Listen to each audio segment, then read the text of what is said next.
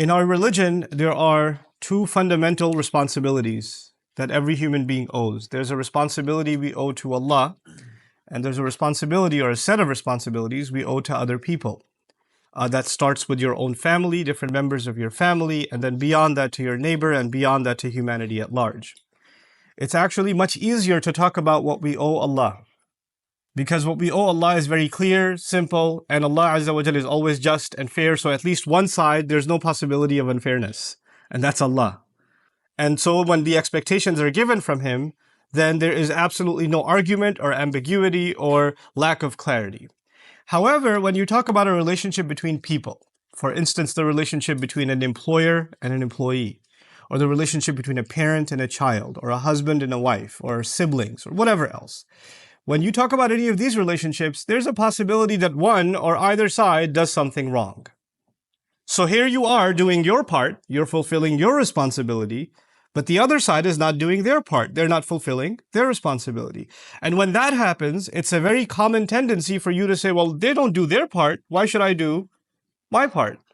So the relationships we have with Allah, essentially, the relationship we have with Allah essentially is very fundamental, very simple, very straightforward. Actually, the only possibility of wrongdoing is on my end. And that's why we begin our relationship with Him with the first dua in human history, رَبَّنَا ظَلَمْنَا أَنفُسَنَا وَإِن لَمْ تَغْفِرْ لَنَا وَتَرْحَمْنَا لَنَكُونَنَّ مِنَ الْخَاسِرِينَ. Master, we wronged ourselves. If you don't forgive us and if you don't show us mercy, we're of the lost. There's no possibility that Allah will do wrong. وَمَا ظَلَمُونَا وَلَكِنْ كَانُوا أَنفُسَهُمْ يَظْلِمُونَ. They didn't wrong us, they were only wronging themselves. And Allah Azza wa Jal never, He doesn't do dhulm to people. وَمَا أَنَا بِظَلَّامٍ لِلْعَبِيدِ. On the other hand, though, like I was saying in this introduction, people are complicated. And all the other relationships we have are complicated. The thing is, though, that these are very important. And these are things that we're going to be asked about when we stand in front of Allah. Our relationship with Allah, when you fix that relationship, it creates a sense of responsibility to all your other relationships. In other words, what I'm trying to say is if you are very good to Allah, but very bad to your parents, that actually means you're still very bad to Allah. Allah Azza wa Jal has given you responsibilities to your parents, to your spouse, to your children, to your brother, to your sister, to humanity. And if you don't fulfill those, then you have disregarded what Allah gave you, responsibility Allah gave you, right? So we have to actually fulfill those rights and those obligations to the best of our ability as well. But it's so hard to talk about.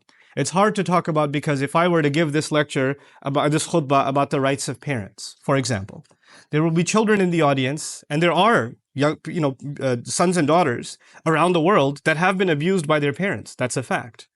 There are parents that were not good parents. That is a reality. And when they hear that lecture about how good you have to be to your parents, they say to themselves, wait, but they didn't do anything for me. What did they do? They actually even abused me. There are parents that are physically abusive, emotionally abusive. There are parents that are spiritually abusive. There are all kinds of abuse that happens. And why did they get a blank check? And so when someone listens to one side, then they get upset, how come you didn't present the other side? Similarly, if I was to give the lecture today, the khutbah today about the rights of the husband, then a lot of wives would be upset. What about our side? Why should I give him all these rights? What has he done? And if I were to do this for the men and say, well, these are the responsibilities that we have towards the women, then the men will be upset. Well, yeah, okay, fine, I have all these responsibilities, but she messes up all the time and you don't say anything about that. What are we supposed to do? So you know what happens in discussing any of these rights and responsibilities, there's always a chip on our shoulder. There's always this defense mechanism. Wait, are you going to balance this equation or what? So the first thing I wanted to address is that elephant in the room. Today's khutbah is actually about the responsibilities of men. And that will, in fact, make some men very upset. Because they're going to say, you didn't say anything about women. Inshallah, my next khutbah here will be about women. So I'll make them upset as much, I promise. But the thing is, though, that there's a very natural, and I would even say a tendency inspired by Iblis himself, is that he makes us forget our responsibilities, and he makes us think all the time about our rights. So when you are being reminded of your responsibilities, you say to yourself, well, I don't get my rights. Why should I think about my responsibilities? You're always concerned about your rights, and as a result, you are less concerned about your responsibilities. These two things are independent of each other. I know that's hard. I would be the first to admit that's a very difficult thing to do. to actually think only of your responsibilities and not think of your rights. You do have rights, but they are not rights that you only give when or responsibilities you only fulfill when your rights are being met. It's not like that. These are two independent things, especially when it comes to justice, especially when it comes to how we're going to stand in front of Allah Azza wa Jal. So now what I wanted to start with is the definition of a particular word that defines the relationship between husbands and wives. الرِّجَالُ قَوَّامُونَ عَلَى النِّسَاءِ. The phrase Allah used in Surah An-Nisa is that men are qawwam over women. Men are qawwam over women. It's a very unusual word, the word qawwam. And that seems to be the foundation of how this unit is supposed to operate. And what men owe women and how women are to react to men is captured in this one phrase. Everything else, it's a long ayah, everything else that follows in this ayah is actually in the shade of this one statement. So if this khutbah is dedicated to that one statement really, الرِّجَالُ قَوَّامُونَ عَلَى النِّسَاءِ. And that really that fundamental word, qawwam, and what does that mean for you and me? The word qawwam comes from the Arabic word qiyam, to stand. And it has several implications. It's one of the very fluid words of the Arabic language. It's a very powerful choice of Allah for this word to be used. There are many other words you can use, but this word in particular, one of the things that makes it unique is that it shares its origin with one of the names of Allah too. Allah's name in Ayat al-Kursi, Allahu la ilaha illa huwa al-hayyul qayyum. The word al-qayyum is actually from the same origin as the word qawwam. Now I highlight that for a reason. I highlight that because when Allah's name is being used, Qayyum, then we have to understand that name fully in all of its meanings to appreciate the beauty of that name. And also that word itself becomes now sacred. And to take some of its meanings away or to add meanings in that are not there is rather blasphemous. Because it's sacred. It's from one of the names of Allah Himself. Derived from it is one of the names used for what we are supposed to emulate. Now, the first of them, naqidul julus. Qiyam means standing, like not sitting, but from it is implied activity, like someone who's constantly engaged in something. Someone who's never passive. Someone who, you know how there's autopilot or there's cruise control in your car, right? Or so, there's a machine that can, once you turn it on, it just runs on its own. It doesn't need to be constantly operated. That's not what we're talking about. We're talking about the exact opposite. Something that doesn't function until you actively involve yourself. You cannot just press the on button and let it go. And this is actually it's kind of funny, but the way they explain this in etymology is by means of an ancient poem. There's a slave, they used to have slavery back in the day. So the slave is about to be sold. And as he's about to be sold, he says, please don't buy me. And he says this statement, فَإِنِّي فَإِذَا جِعْتُ أَبْغَضْتُ قَوْمًا وَإِذَا شَبِعْتُ then he says, أَحْبَبْتُ نَوْمًا. He says, don't buy me because if I'm hungry, I get really annoyed. I'm not active at all. I don't feel like doing anything. So you're not going to get any work out of me. Especially when I'm what? Hungry. And if I've eaten well, I just love sleeping. So, but when he says I'm hungry, I'm not active at all, he used the word qawman. And I'm suggesting here, what I'm trying to tell you here is the meanings of that word include someone who's constantly active. Now that's the first hint to myself and you about relationships. This relationship is not something that will carry itself. You'll have to actively maintain this relationship. There's something, the love between spouses is not something that just carries on. It has to be maintained and nurtured and flourished. It needs to be something that one needs to come back to. You cannot assume that it's there. It can dry up and it can fizzle away. The assumption that something has been forgiven or the feelings of hurt are gone. That assumption, the hurt doesn't go away on its own. You have to work on getting rid of it. You have to fix it. So there's an active role necessitated. You know, sometimes people are living under the same roof. They're not talking to each other for years. Or not any real conversation anyway. How was dinner? How was work? How was traffic? Okay, I'm just going to watch TV now. And years go by and people actually haven't had any conversation. They haven't built any relationship at all. The only thing they share is a roof. That's all they share. That's not what men are supposed to do. And it's particularly difficult for men to be active in fostering a relationship because we're not much of a talker anyway. We like to just be passive. We like to just come home after a day of work, sit on a couch, put on the TV, or just get on our device and just, I don't want to talk. And she'll come and say, hey, so how's your day? What's going on? Tell me how you're feeling. Says, can we do this later? I don't feel like this right now. We're not the ones that initiate. And we have to be the ones that initiate. That's the first implication. Al-qiyam al-azm. Qiyam also means commitment. That this is why in even Quran, وَلَمَّا قَامَ عَبْدُ اللَّهِ يَدْعُوهُ in Meccan Quran, it was so difficult to come and stand and pray at the Kaaba because you could get beat up. And so when someone made the commitment to pray, despite all of the challenges ahead of them, the word qiyam was used for it. Similarly, the people of the cave were terrified to testify in front of the entire village because they're going to get slaughtered if they testify that there's one God when everybody else worships multiple gods. But إذ قاموا فقالوا, يعني إذ عزموا فقالوا, as Mufassirun say, to make a commitment, to commit to something. Men have to commit to this relationship. And here, this is the real reason I brought up this khutbah. I'll go through these meanings rather quickly and then get to the fundamental piece that I wanted to get to. Qiyam also means thabat, constancy. You have to, and from it actually comes the word qiwam. And qiwam is nizamul adr. Actually, nizamuhu wa imaduhu, the pillar of a building, is also its qiwam. The thing that holds something together and the thing that maintains that you can rely on all the time. Furniture can move inside of a house. Walls can move. Pillars can't move. Pillars have to be a constant. We have to be the constant in our families for our women. They have to be, we can't be fluctuating. Yesterday you said this, today you're saying that. Yesterday you said this is okay, today it's not okay. You can't be fluctuating, you have to be constant. And that's one of the other implications of the word qiwam. And finally, one of my favorites, from it comes the word qima. Not the ones that they see eat.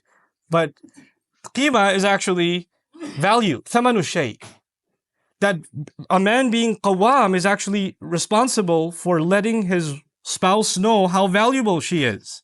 He gives her value. He appreciates her. He acknowledges her. He lets her know that she's beautiful. And a lot of men actually do the opposite. Let her know how fat she is, how ugly she is, how short she is, how dark she is, how freckled she is, or whatever. And they'll do that constantly, putting her down, demeaning her value. You know, putting or insulting her intelligence. God, you're such a horrible driver. You're so annoying. Why can't you just take the normal right turn like everybody else? You know, why are you in this lane? Why aren't you in that lane? Constantly putting her down in some way or the other. And a qawam is someone who gives value instead of taking value away. Like if the woman feels, stupid when she's around her husband, when she feels ugly when she's around her husband, when she feels valueless when she's around her husband, then he's not being a qawam to her. This is what we have to be, qawam. Now, I wanted to highlight all of this in one particular context. And that is, before we become better husbands and by the way, the ayah is not just about husbands. It's ala nisa. It's actually, this is the kind of thing we're supposed to do for our mothers, our sisters, our daughters. It's actually broadened. And then it's made more specific about the spousal relationship. But the reason I was probed to bring this topic up as a khutbah is because recently I've been engaged in quite a bit of travel. And what I do when I travel and I speak in different communities more recently it was across the United States and somewhat in Europe. After a program is done, I spend a few hours just talking to people.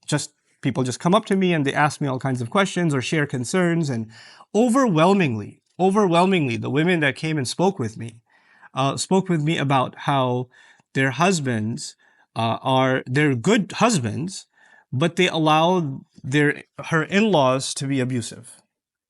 In other words, they live joint family system or whatever it may be, or, the husband has his wife, but he also has his parents, and the parents are abusive to the wife, and she has to put up with it, and he says, I can't do anything, they're my parents. What do you want me to do? They're going to say things to you, but you should just be patient, because I'll always side with my mother, I'll always side with my father, etc. What happens here is there are two lines that have been crossed. On the one hand, as a husband, your responsibility is to your wife. You took her from her family. You took her from the protection of her parents. She had a wali, she had a father.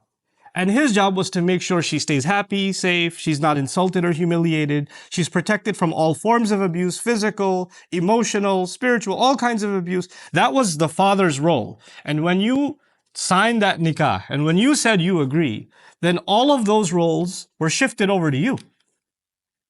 You're supposed to be as protective of her, even more so, actually, than her father was.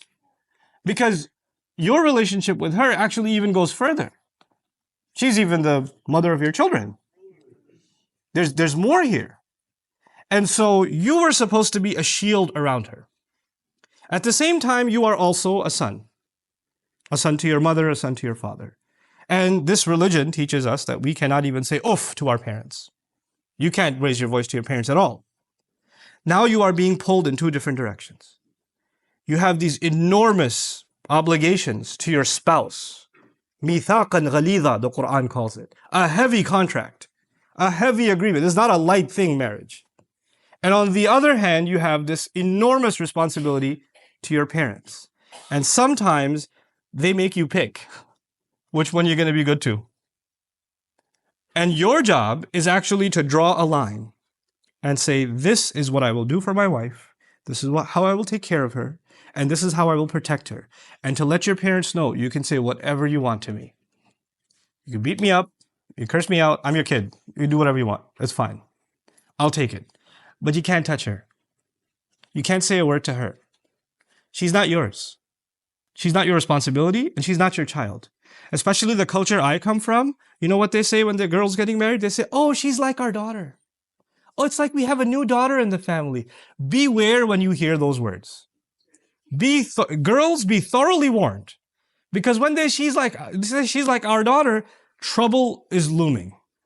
Just a couple of weeks later, there's going to be commentary about how you didn't cook, or you cooked, with too much salt, or, you're lazy, or you didn't clean, or some stuff is going to begin. No.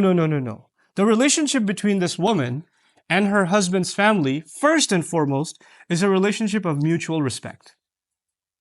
She has to be treated with respect, and she has to treat with respect. When it comes to rights and obligations, she is under no obligation to obey your parents. I'm sorry. I'm sorry in that I feel sorry for you that you believed that for so long. But your wife has no obligation to obey your parents. And if you are forcing her to obey your parents and serve your parents, you are engaged in an act of injustice. You're being abusive. You're not a qawwam. You're not the qawwam Allah made you. You were supposed to be taking care of her. You didn't bring a servant into the family. And you're not supposed to be giving her lectures about you have to be patient, they're elder, they can say whatever they want. No. When even our family does something wrong, Allah commands us to stand up for justice. Even if it's وَلَوْ عَلَىٰ أَنفُسِكُمْ أَوِ الْوَالِدَيْنِ وَالْأَقْرَبِينَ. You have to stand up for justice, even if it means you have to stand up against yourself. Meaning if you've done something wrong, you have to own up to it. And if your parents have done something wrong, you actually lovingly, respectfully, head down, humble voice, you still have to let them know you can't do that, Mom. I'm sorry, you can't do that. Dad, that's not right. I'm not going to allow it. You're my dad, but those rights I will not allow you to trample. Because Allah will not be asking you, Allah will be asking me whether I was qawwam over my wife or not. If you cannot be that shield, then you are in violation of what Allah expects from you as a husband. That's very important to understand. We have situations in which, by the way, as people are listening to this, like I said in the beginning, I gave that disclaimer, there are going to be in-laws that are like, but there are wives that are abusive to the in-laws. You didn't give a khutbah about them. You just give a khutbah about how messed up we are, but what about them? They also throw shoes and do crazy things. Call them. I will, but I can only do one thing at a time in a khutbah. One at a time. It's coming. But right now we have to deal with one problem. And by the way, one evil doesn't justify the other evil. And one evil, well, they do it too, is not a deflection or not a justification that you get away with the other wrong that's happening. And you and I have to take stock in your own families. What's happening? Is this kind of wrong happening? Because if it is, then Allah will ask. The Rasul says, خَيْرُكُمْ li ahlihi. The best of you are the ones that are best to their families. This last bit that I wanted to share with you, please take note of it. There are three kinds of abuse that I want to highlight. Three kinds of abuse. The first of them is the worst of them, or you think it's the worst of them, is physical abuse. That is absolutely out of the question. Rasulullah sallallahu alaihi wasallam outright, لا تضربوا إماء Allah. Do not hit the female slaves of Allah. Outright. Do not hit the female slaves of Allah. Now Allah's Messenger could have said, لا تضربوا النساء. Don't hit women. Right? Don't hit women. Because the female slaves of Allah are women. But the power of those words is that, when you call them female slaves of women, female slaves of Allah, then their relationship fundamentally, who owns them? Allah does. And when you mess with someone else's property, Like if you destroy my car, you haven't offended my car. Who have you offended? You've offended me. If you came after my child, you haven't just insulted my child or abused my child. You've abused who? Me. I will come after you. You understand? If they are Allah's property and you hit them, who is coming after you? Allah. La tadribu ima Allah. Watch it. They belong to Allah. That's what the Messenger says, sallallahu alaihi wasallam. So physical abuse is absolutely out of the question. It is out of the question. And anybody who would like to argue otherwise, I'll stick around after Jummah. I can talk to you about it. The second kind of abuse is emotional. And emotional abuse could be verbal. It could be when the husband is not around, the in-laws come along and say, by the way, you're just here for a little bit. We can get rid of you whenever we want. That's my son. And when the husband's home, then how are you? You're so sweet. You're so kind. And this girl's going crazy like, when he's not around, they turn into the devil. And when he's around, they turn into an angel. So when I try to tell my husband that they're crazy, he says, what are you talking about? They're so nice. You're crazy. And this is a kind of emotional abuse. A husband and wife have to have a trusting relationship. They have to. If you don't have trust, you have nothing. There's nothing there. This is not a blood relationship. Marriage is a contract, which means you agreed to share a life together. And that requires the utmost amount of trust. If you can't even trust what she's saying to you, if you think that she's lying to you all the time, then what makes this marriage a marriage is not there. It's not there. For you to say, oh, I can't believe that, I can't believe that. If you can't believe it, then I don't know if you're in the right marriage. There's something fundamentally wrong. Something far deeper than just abuse. There's not even a trust left inside the marriage. Emotional abuse is sometimes verbal, and sometimes it's not even verbal. Sometimes it's the way you're looked at. Sometimes it's the way people sit around you. She comes into the room, they get up and walk away. They don't even turn their face this way. They change the tone of their voice. Sometimes even the way in which you say, wa alaikum assalam. She says, assalamu alaikum. Mother-in-law says, wa alaikum assalam. Or she doesn't say anything at all. That's a pretty abusive statement, to not say anything at all. And then she can turn around and say, maine kya kaha? What did I say? I didn't say anything. That's emotional abuse, and it's unacceptable.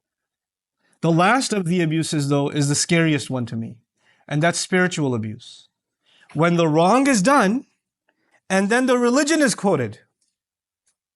Allah says you have to be good to parents. This is what Islam teaches you, and they'll do the wrong, and then they'll invoke Allah and His book and His Messenger sallallahu alaihi wasallam, who are completely innocent of this nonsense. And then that's the religious or spiritual kind of blackmail and abuse that goes on in families. This needs to come to an end in your family. I'm only talking to the men right now. I'm not upset with parents. I'm not upset with anybody else. I'm not even upset with you, but I'm just giving you and myself a reality check. Look, our parents are not evil. They're not. They were brought up in a certain culture. They were brought up in a certain environment. They have certain norms that they've come to become used to. And some of those things are not right, but they don't realize that. They just do what they think in their mind is right. They're not. Nobody's purposely evil. They're not. Even though some women believe that about their in-laws. Nobody's intentionally evil. Everybody just thinks from a very different point of view. You, however, are in the middle. You're in the middle of two worlds that are pulling at you. And you're going to have to you're going to have to be the voice of reason and justice. And you know what that means? Sometimes you're going to have to take the side of your parents. And sometimes you're going to have to take the side of your wife. Because nobody's always right. And sometimes you will make a mistake too, and then you'll have to admit that you made a mistake. That's going to happen too. Which means the role that you are in, this middle role that you're in, is a very difficult one, and it's a role in which you will constantly be the object of criticism. Somebody will criticize you all the time. Because whatever decision you make upsets someone. Somebody will, congratulations on being a man. That's what it comes with. That's the role you have to play. الرجال قوامون على النساء. Congratulations. That's the role Allah has given us. If you don't understand that, you feel like this ayah is about this absolute authority Allah has given us, and we get to do whatever we want with the women under our authority. The word qiyam has nothing to do with authority, first of all. It has to do, like I said, with being active, and making sure that you constantly check yourself and make sure that the relationship remains healthy is commitment, is constancy. From it comes the word istiqama, which means fairness, even al-adl. One of the meanings of istiqama is adl, that they maintain fairness over it. One of my favorite meanings of it that I didn't even share with you is qum. From qiyam comes the word qum, which means al-qasd. Men are supposed to be not only there for their women in terms of caretaking and protection, they're supposed to give their women a sense of purpose and direction. They're actually supposed to, in a sense, even be mentors to their wives, mentors to them, advisors to them. This is what you should do. Hey, let me help you fulfill this goal or that goal. How many times there are, especially in abusive family situations, there are women that used to have goals. I want to start an orphanage. I want to do this. I want to write a book. I want to do that. And they don't get to do any of it. Who is supposed to encourage them and open up that door for them and say, yeah, you should do it. I know you make a mean paratha, but you can also write a book. You should work on that. Who was supposed to encourage them and do that? That was supposed to be the husband. He was supposed to open that door. So I pray that Allah Azza wa Jal gives us and our children the ability to be raised mentally as qawwam, and the abuse that is happening inside of our families, that we're the reason that it comes to an end. I'm not giving this khutbah that you go home and you start fights. That's not why I gave this khutbah. Ladies, I did not give this khutbah so you go say, hey, watch this video. Don't do that. That is not why I gave this khutbah. It's for men to do an introspection of themselves. That is part of the selfishness that we have now, adopted. Everybody hears a khutbah or a lecture or a talk, and they think, well, this will be really good for my rights. Everybody should be thinking this will be good for my responsibilities. Don't become selfish in this religion. This religion is about you serving Allah first and foremost. So we just take stock of ourselves. And when you do go back and try to implement some of these things, even implement them with mercy. Even if your parents are doing wrong and you're correcting them, you're not a police officer and you're not a judge. You're a son still. Even if you're going to correct them, you're going to correct them with love and mercy and care. You're going to be tactful and careful about it. And so may Allah Azza wa Jal give us that delicacy so that we can really truly fulfill the words of the Prophet sallallahu alaihi wasallam, خَيْرُكُمْ خَيْرُكُمْ لِأَهْلِهِ وَأَنَا خَيْرٌ مِّنْكُمْ لِأَهْلِي. The best of you are the best to their families. And he didn't say the best of you are the best to good families. Even if you have a messed up family, you still have to do your best. Right? And I'm the best of you to my family. May Allah Azza wa Jal make us better and better families and make us do right by our families. Barakallahu li wa lakum fil Qur'an al-Hakim wa nafa'ani wa iyyakum bil ayat wa dhikr al-Hakim. Assalamu alaikum wa rahmatullahi wa barakatuh.